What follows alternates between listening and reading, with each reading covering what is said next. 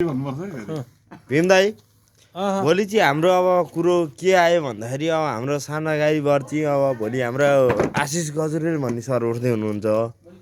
उहाँको लागि चाहिँ हामीले केही सहयोग गर्छौँ भनेर साना गाडीबाट उहाँ सरलाई बोलाएर चाहिँ अब केही सहयोग गरौँ भन्ने कुरो भयो।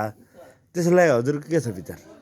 अनि भोलि चाहिँ सानो गाडी व्यवसायी सङ्घले होइन आशिष गजुरेलको लागि आफ्नै खर्चमा होइन हजुर भोलि चाहिँ सम्पूर्ण साना गाडी व्यवसायीहरूले चाहिँ मिलेर उहाँको पार्टीको झन्डा राखेर चाहिँ हजुर भोलि मरिन खोला अनि त्यसपछिबाट गएर रामपुरसम्म अनि यतातिर गएर भिमान यतातिर गएर चियाबारीसम्म चाहिँ आफ्नै खर्चमा आफ्नै तेलमा चाहिँ भोलि सानो गाडी व्यवसायी सङ्घले चाहिँ र्याली गर्ने कुरो भइरहेको छ यहाँनिर होइन। ल हाम्रो अब कोषाजी हुनुहुन्छ यहाँ सिर्चन सर सिर्चन राई अनि सर भोलिको लागि हामीले अब के छ त व्यवस्था राम्रोसँग चाहिँ हाम्रो होइन भोलिको लागि कुरो भइरहेछ।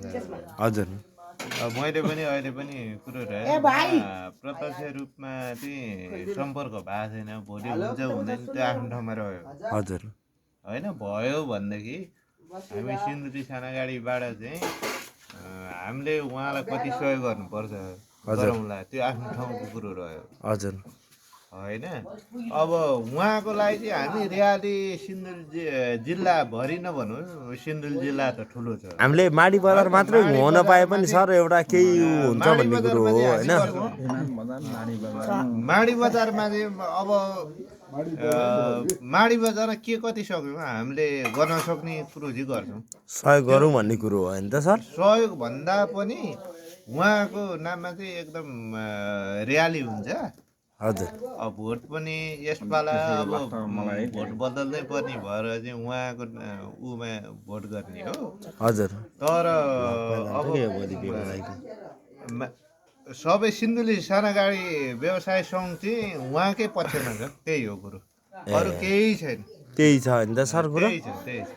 अब यस्तो हो सर यो कुरोमा हामी गरौँ भने एउटा कुरो के आउँछ भन्दा अब हामी पनि गाडी चलाएर हिँड्ने मान्छे सर। अब भोलि हामीसँग धेरैजना भोट माग्न आउने मान्छे छन् यसैको लागि है। तपाईँको काङ्ग्रेसको मान्छे आउँछन् माओवादीको मान्छे आउँछन् होइन। तपाईँले यही रोज्ने कारण चाहिँ के छ सर यसको लागि? होइन अब 35 वर्ष हेरिसक्यो। हजुर अब 35 वर्ष केही गरेन अब अवकाश दिनुपर्छ। नयाँले केही गर्छन् भनेर मात्र हामी पनि नयाँको लागि लड्दै यहाँ सर। हजुरले चाहिँ अब यही रोज्नुको कारण चाहिँ के छ त सर? भोट परिवर्तन यसपाला कसरी हुन्छ भने अब म मान्छे माओवादी। हजुर मैले माओवादीलाई भोट हाल्नु पनि अवश्य मान्छे हो।